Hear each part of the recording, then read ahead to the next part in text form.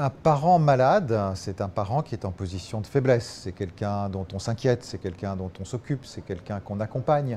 C'est donc quelqu'un qui, comme souvent pour les malades, régresse un peu comme s'il était un enfant et qu'il avait besoin que les autres s'occupent de lui. Donc ça peut être une redistribution des cartes et des rôles complète dans la famille. Ça peut vouloir dire à ce moment-là qu'un des enfants, souvent une fille aînée ou un garçon aîné, eh bien, il devient le parent de ce parent-là, il le prend en charge, il lui donne ses médicaments, il devient le conjoint de la maman qui s'inquiète pour cet homme.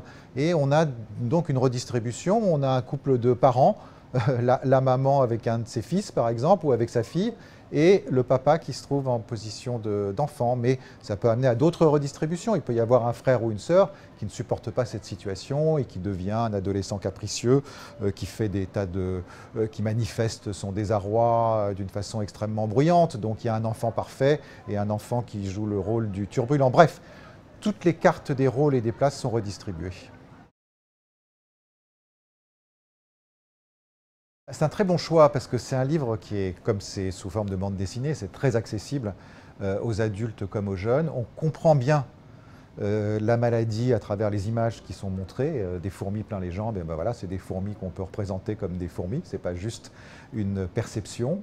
Et on voit surtout cette famille, hein, une famille avec des cartes qui sont redistribuées, un papa qui devient un petit peu irascible, qui devient comme un adolescent, qui fait des tas de bêtises, et voilà, une petite fille qui essaye d'exister à travers ça, qui essaye de le comprendre, qui essaye de ne pas le juger, et une maman qui voilà, s'occupe davantage de deux enfants que de son conjoint et de sa fille.